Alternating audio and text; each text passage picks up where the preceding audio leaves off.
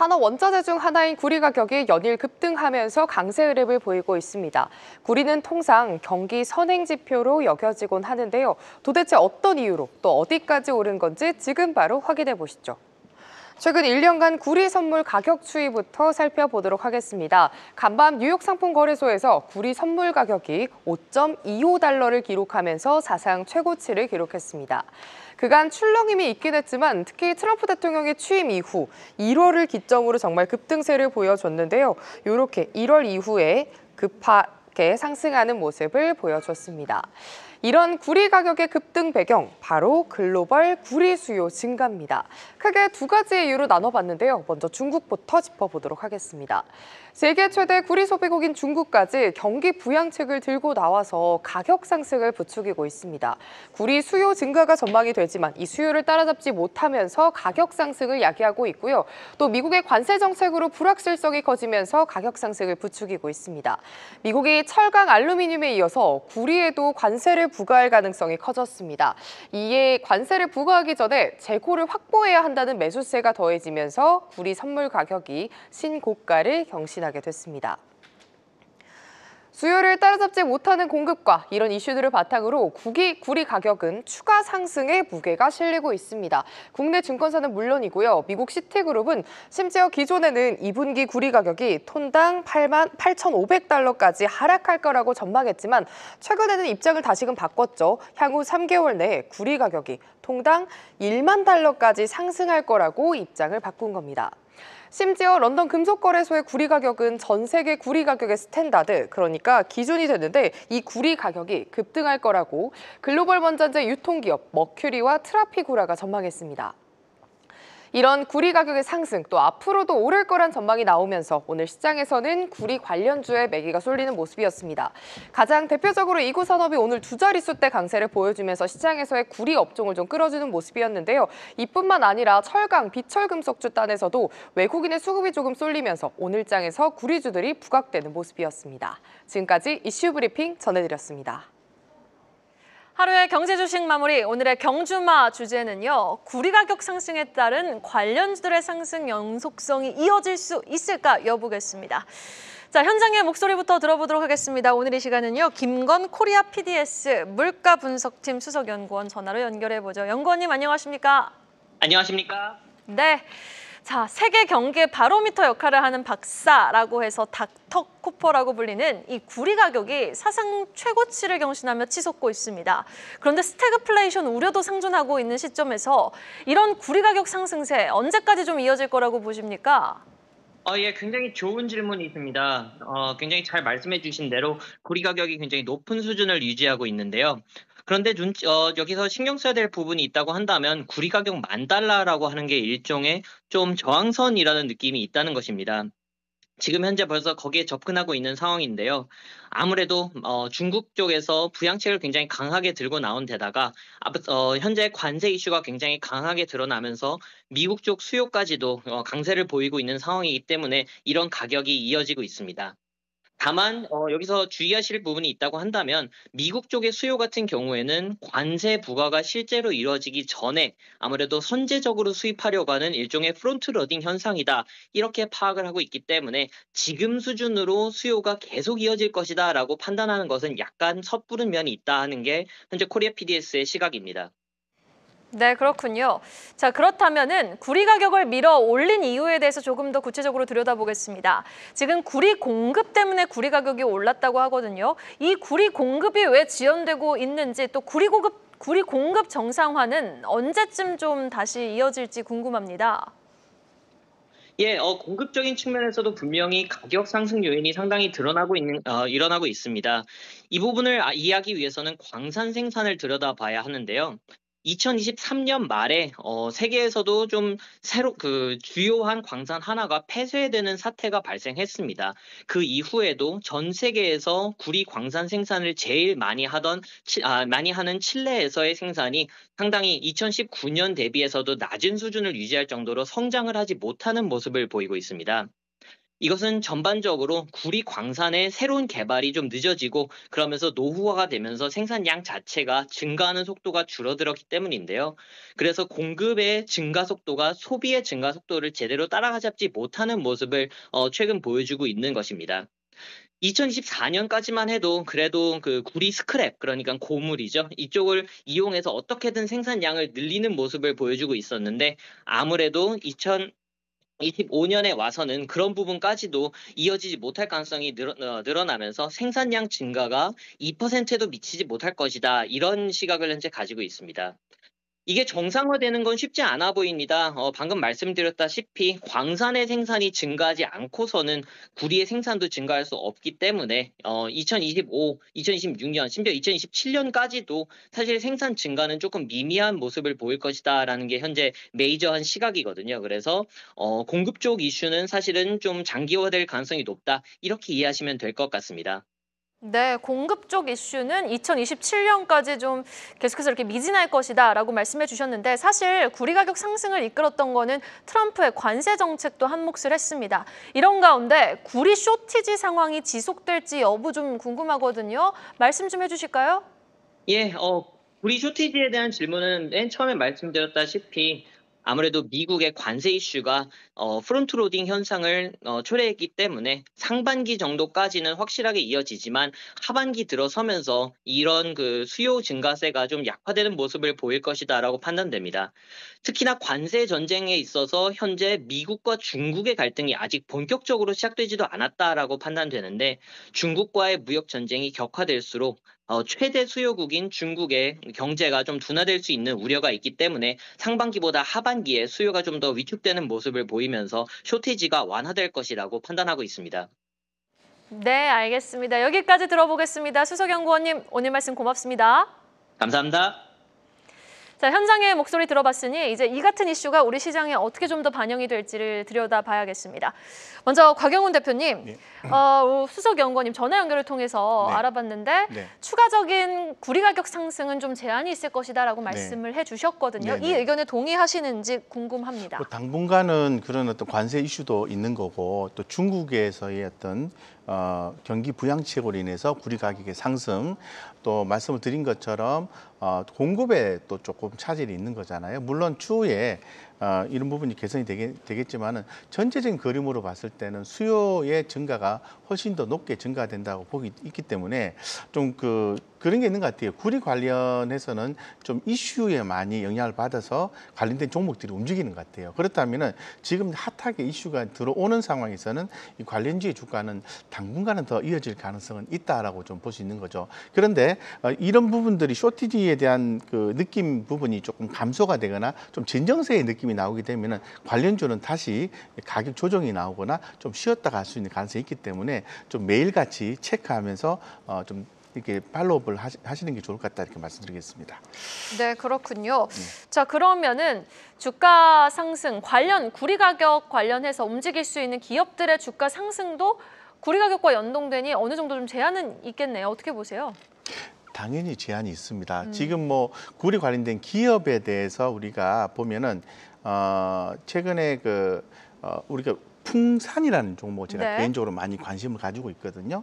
대표적으로 풍산 관련돼서도 지금 움직이는 주가가 움직이고 있는데 이런 부분에 영향이 있을 것 같고요. 뭐 또 다른 이유는 또 뒤에서 또 제가 또 말씀을 또 드리겠습니다. 네네네. 그래서 어쨌건 이런 전반적인 그 이유에서 비철금속 관련된 기업들의 주가 상승 이런 부분도 있고요. 이 구리 가격 상승에 따라서 제품 가격의 반영 기대감이 여전히 있습니다. 어디에 있냐면 전선 쪽에 있어요. 그래서 우리가 지금 뭐 LS 일렉트릭 같은 경우에는 아직은 주가 조정이 나오고 난 뒤에 그럼 강한 반등이 나오는 구간은 아닙니다만은 혹시나 이런 부분이 더 반영이 되고 시장의 어떤 기대감이 더 반영이 됐을 때 강한 흐름이 LS 일렉트릭 쪽에서 나와준다면은 다시 한 번 더 접근해도 좋겠다라고 말씀드리죠. 그래서 일단은 요거는 조금 지켜보는 아직 추세는 좀 죽었기 때문에 좀 지켜보는 전략이 좀 맞는 것 같고 오히려 지금 상태에서는 뭐 대표적인 종목인 뭐 풍산, 이구산업 이런 종목으로 뭐 트레이딩 관점으로 접근하는 게 좋겠습니다. 네, 알겠습니다. 자, 지금 우리 대표님이 말씀해 주신 것처럼 구리 가격의 상승 배경 중 하나가 또 노후화된 전력망을 교체하면서 생기는 수요 증가 때문이라는 분석도 나오고 있거든요. 그런데 아직 전선 전력 쪽이 턴 어라운드 다시 좀 돌려 세우는 구간은 아니다라고 우리 곽영훈 대표님은 말씀을 해주셨고요. 그러면은 이 구리 가격 상승세가 우리 윤희선 차장님이 보시기에는 전력망 쪽으로 좀 이어지기에는 좀 한계가 있다고 보십니까? 아니요, 저는 충분히 이어질 수 있다라고 네. 생각을 합니다. 특히나 구리 가격 상승세가 이 전력망 또 전선 쪽으로 전이가 되면서 상승세 충분히 불러올 수 있는 부분들 설명을 조금 더 드리자면, 최근 구리 가격 같은 경우에는 상승이 단순히 원자재만의 이슈가 아닙니다. 이 노후화된 전력망을 교체하는데 이 여기서 나오는 수요 증가가 굉장히 좀 눈여겨보셔야 하는 부분인데, 이 전 세계적으로 60년 이상이 된 전력망이 많은 데다가 특히 이거는 이제 이쪽은 유럽이나 또 일본 쪽이 좀 많이 있습니다. 노후 전력망을 손보는 글로벌 트렌드 그리고 전선 단가 상승까지 연결이 되면서 이 실적과 수급 면에서는 전선주로 긍정적인 모멘토로 충분히 이어질 수 있는 가능성 있다라고 생각을 하고요.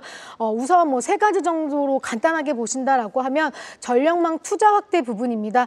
미국은 IRA 이 인프라 법안을 통해서 2030년까지 송배정만 현대화를 구축하기 위해서 노력을 하고 있고, 한국 또한 이 한전 중심의 전력망 교체 수요가 지속이 되고 있습니다. 이에 대한전선처럼 오히려 한전과의 공급 안정화가 되어 있는 종목 같은 경우들은 오히려 크게 걱정하지 않으셔도 된다라고 생각을 할 수가 있을 것 같고요. 두 번째 같은 경우는 구리 가격 상승에 따른 이 단가가 반영되면서 오히려 스프레드 확대가 확산이 되고 있는 모습입니다. 전선에는 이 알루미늄보다 이 구리가 더 많이 들어가고 있는데, 가공비를 포함해서 일정 비율 이상의 이 마진율이 확보가 가능하고 원재료가 오히려 비쌀수록 매출 단가는 상승을 하고 있기 때문에 이 또한 긍정적인 모멘텀이라 볼 수 있습니다. 마지막으로 하나만 더 말씀드리면 해외 수주 확대 부분입니다. 베트남, 필리핀 등 이 신흥국 같은 경우에는 인프라 사업이 점점 확장이 되고 있고 확대가 되고 있기 때문에 이 해외 법인을 가진 전선주들을 좀 집중적으로 선별하신다라고 하시면 저는 아직 여력은 있다라고 생각을 합니다. 네, 알겠습니다. 전선주, 전력망 관련해서 추가적인 반등도 한번 기대해 보도록 하죠. 자, 그렇다면 시각을 조금 달리해서 이제 그 치열한 AI 경쟁, 또 이것이 오늘 시장의 이슈 중 하나 아니었습니까? 마이크로소프트 CEO도 한국을 방문 중이고요.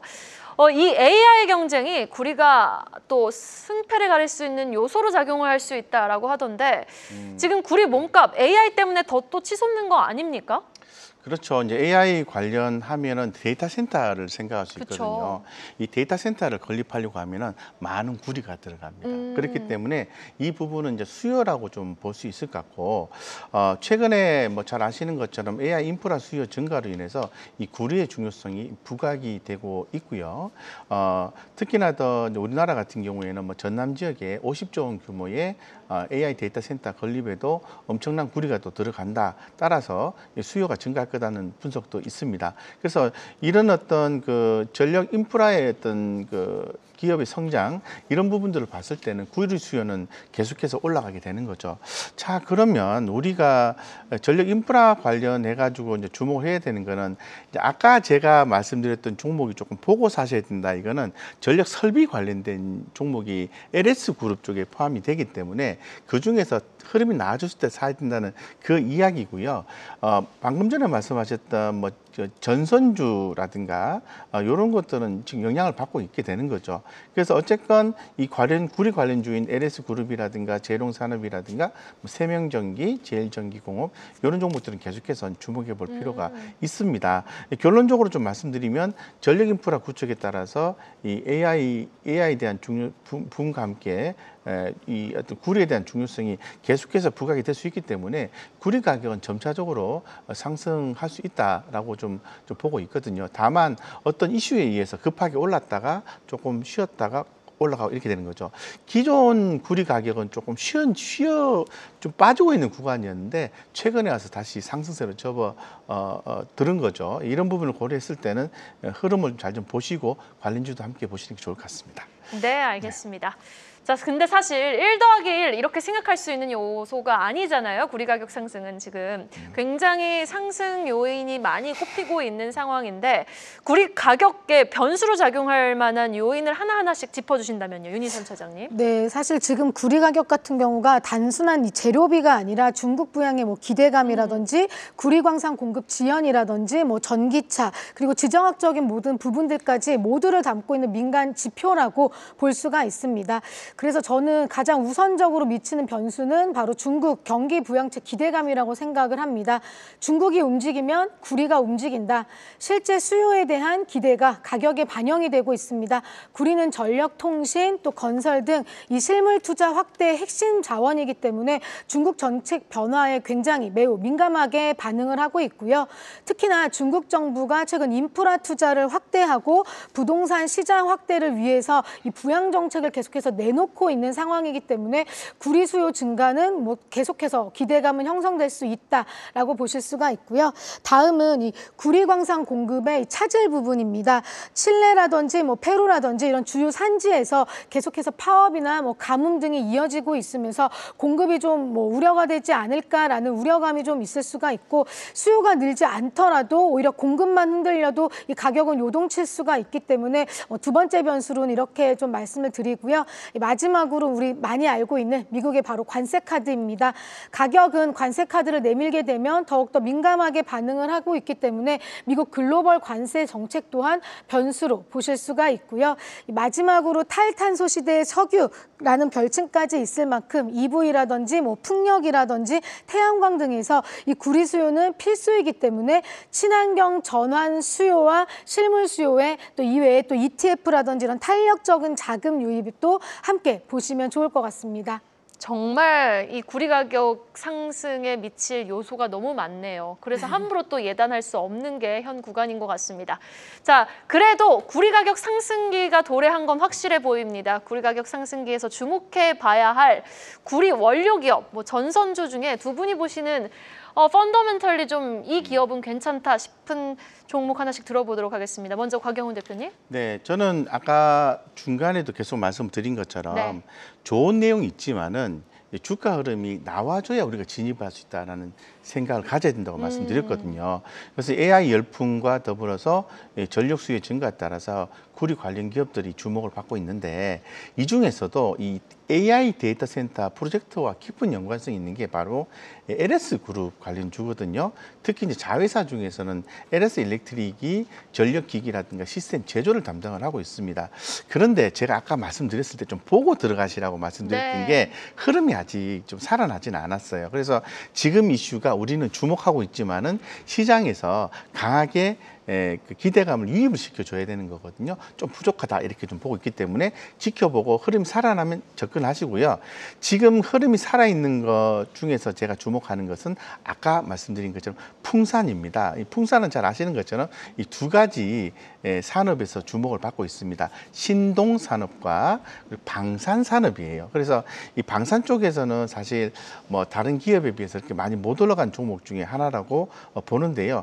방산에 대한 부분은 지정학적 리스크로 인해서 수출이 증가될 수밖에 없는 거죠. 그렇기 때문에 방산산업이 2024년도부터 이익 성장 사이클이 진입한 것으로 판단되기 때문에 이런 내용과 더불어서 구리 가격이 기존에 하락했던 부분이 커버가 되고 상승으로 돌아섰기 때문에 구리 가격 상승과 방산산업의 어떤 이익 사이클의 진입 이 두 가지를 합한다면은 저는 풍산은 추가적인 상승이 가능하고 풍산의 가격이 PBR 기준으로 해서 0.6배 정도 수준이기 때문에 앞으로도 제가 볼 때는 충분히 올라갈 수 있는 가격 메리트가 충분히 있다. 따라서 LS 일렉트릭이라든가 뭐 전선이라든가 이런 정도 올라오긴 했는데 확인하고 들어가자. 이렇게 말씀드리고요.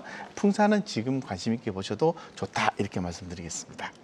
네, 알겠습니다. 속보 하나 들려왔네요. 알려드리겠습니다. 대한항공이 또 대규모 투자 단행에 나서는 것 같습니다. 현대차에 이어서 대규모의 투자 단행에 나선 대한항공 구체적인 액수와 또 구체적인 투자 성장, 사업 성장 부분을 어디에다 포커스를 맞추는지 여부는 또 저희가 추후적으로 업데이트되는 대로 알려드리도록 하겠습니다. 아직 자막 안 뜬 거죠? 네, 알겠습니다. 자, 윤희선 차장님께도 토픽 종목 들어볼게요. 네, 지금 단순히 뭐 구리 가격이 올랐다라고 하기보다는 뭐 EV, 전력망, 글로벌 인프라 흐름 이 전체가 움직이고 있는 시장입니다. 그렇기 때문에 뭐 구리 관련 원재료주와 함께 이 전선주 함께 보시면 좋을 것 같은데 앞서 대표님 말씀 주셨듯이 저도 같은 의견으로 이 풍산을 최선호주로 좀 선정을 했는데요. 기초 체력이라든지 펀더멘탈 같은 것들이 탄탄하고 특히나 국내 최대 구리 가공 기업입니다. 탕약, 방산도 보유하면서 실적이 안정적인 부분이라는 것에 주목을 해보시면 좋을 것 같습니다. 전선주 쪽에서는 이 LS 에코에너지를 말씀드리고 싶습니다. LS 에코에너지 같은 경우에는 베트남이라든지 뭐 동남아 전력망 사업을 확장을 하면서 이 해외 인프라와 연결되는 이 부분이 굉장히 나이스합니다. 또한 숫자, 실적 모멘텀이 강하기 때문에 추가적인 상승 모멘텀 충분히 있다라고 생각을 하기 때문에 오늘 이렇게 두 개로 간단하게 정리를 좀 도와드리겠습니다. 네, 알겠습니다. 두 분 모두 LS그룹에 좀 긍정적으로 지켜보시는데 일단 곽영훈 대표님은 LS그룹도 추세가 돌아서는 걸 확인하고 진입을 해도 늦지 않다. 거기다 풍산 긍정적으로 지켜보시고 우리 윤희선 차장님은 마찬가지로 풍산과 LS그룹주 안에서는 LS 에코에너지 제시해 주셨습니다. 자, 그럼 내일장 전략도 좀 꼼꼼하게 세워봐야겠습니다. 오늘 뭐 우리 코스피 대장 3총사가 힘을 내주면서 강세를 시현했던 하루였는데 이런 반등장 내일도 이어질까요, 대표님? 네, 저는 추가적으로 이어질 것으로 보고 있습니다. 최근에 경제 지표가 발표된 게 소비자 물가지수 미국에서 발표가 됐잖아요. 그 이후로 해서 이 지표에 대한 부분이라든가 또 시장 수급에 대한 부분들이 한 곱이 또 넘긴 것으로 저는 판단하고 있고요. 이제 남아 있는 게 정치적인 변수 이런 부분이 남아 있게 되는 거죠. 그래서 이제 외부 변수에 따라서 변동성은 뭐 또 이렇게 막바지로 또 통과하는 구간인데 다음 제가 주목하는 뭐 대외적인 변수라든가 또 시장의 변동 요인은 크게 이제 세 가지 정도로 좀 말씀을 드릴 수 있을 것 같은데요. 하나는 이제 3월 31일에 이 공매도 재개가 됩니다. 그래서 그동안에 많이 올랐던 종목이라든가 뭐 좀 과하게 좀 상방 변동성이 있었던 종목들에 대해서는 주가가 좀 빠지는 양상이 좀 나오고 있죠. 대표적인 경우로서 뭐 바이오도 있을 것 같고요. 방위산업 쪽도 있을 것 같고 뭐 조선 쪽도 하나오션 같은 경우에는 매도로 좀 돌아서는 그런 모습들이 포착이 되고 있습니다. 4월 2일 같은 경우에 미국의 상호관세 부과 이게 이제 시장이 어떻게 반응할 건지를 좀 봐야 될 것 같고 어쨌건 또 국내적으로 봤을 때는 3월 말에서 4월 초까지 이 탄핵 선고 결과 확인 이런 부분들이 필요하거든요. 그렇기 때문에 좀 짧게 트레이딩 관점으로 시장에 대응하기보다는 중소형주나 좀 좋은 종목들을 가격 조정 시에 좀 모아가는 전략이 현재 시장에는 맞는 것 같아요. 그래서 단기적으로 가격 대응을 하시면은 오히려 손실이 좀 반복적으로 확대될 수 있기 때문에 조금 더 긴 시각을 보시고 좋은 종목을 모아가는 구간으로 대응을 하자 이렇게 말씀을 드리고 싶습니다. 윤희선 차장님의 전략도 들어볼까요? 네, 정치적인 뭐 불확실성이 생각보다 좀 장기간 이어질 것으로 보이면서 앞서 말씀 주셨듯이 3월 31일 이 시행되는 공매도에 따른 심리적인 위축에 따라서 국내 증시 피로감이 좀 상당 부분 있습니다. 우선 공매도 재개 같은 경우는 생각보다 시장에 미치는 영향 저는 크게 없다라고 생각을 합니다. 제한적이라는 표현을 좀 쓰고 싶은데요. 시장보단 되려 업종에 좀 집중을 하시면서 국내 환율과 정치적인 불확실성의 해소가 된다라는 그 시점에 움직일 만한 섹터, 그 시점에 움직일 만한 시장에 집중을 해보시면 좋을 것 같은데요. 사실 뭐 당장 내일도 중요하지만 저는 개인적으로 4월을 좀 준비하셔야 되지 않을까 싶습니다. 우선 연초 이후에 이머징 시장으로 들어왔던 이런 자금들이 국내 증시가 사실 탄탄했었는데 4월에 상호관세 부과를 앞두고 자금이 현재 또 다시 미국으로 조금 흘러가는 모습을 보이기도 합니다. 관세 쪽을 보게 되면 트럼프 같은 경우는 말이 계속 바뀝니다. 당근과 채찍의 반복입니다. 언제든지 트럼프의 당근은 채찍으로 바뀔 수 있고 채찍도 당근으로 바뀔 수가 있기에 상황을 좀 예측을 하기보다는 대응을 하시는 거에 집중을 하시면 좋을 것 같습니다. 마지막으로 국내장은 뭐 4월 같은 경우는 계절성에 따라서 저평가, 고배당 흐름으로 좀 이어지는 모습을 보이고 있고요. 특히나 1분기 같은 경우에는 실적 시즌을 앞두고 숫자가 나오면서 4월 같은 경우는 뭐 퀄리티 또 저평가 이런 단어들이 키워드가 될 수 있습니다. 4월 경우에는 3월 말에 분기 배당이 있고 또 배당락 이후에는 배당주에 대한 저점 또한 수급으로 들어올 수가 있습니다. 4월은 이런 계절적인 측면에 대해서 전략을 세우면서 또 우리가 뭐 유연하게 대응을 하시면 좋을 것 같습니다. 네, 알겠습니다. 대한항공 소식 좀 더 정리해서 알려드리겠습니다. 대한항공이 29조 7천억을 들여서 신규 이제 항공기 교체에 나선다고 하고요. 예비 엔진 구매를 위해서 5,586억 원 대규모 투자 결정을 했습니다. 이에 따른 주가 영향, 또 넥스트레이드에서는 어떻게 이루어지는지, KRX에서는 어떻게 이루어지는지 한번 지켜보셔야겠습니다. 두 분간 여기서 인사드릴게요. 곽영은 대표, 윤희선 차장이었습니다. 말씀 고맙습니다. 감사합니다. 계속해서 다양한 경제 이슈를 알고 싶다면 구독과 좋아요, 알림 설정 부탁드립니다. AI 캐스터 권미정이었습니다.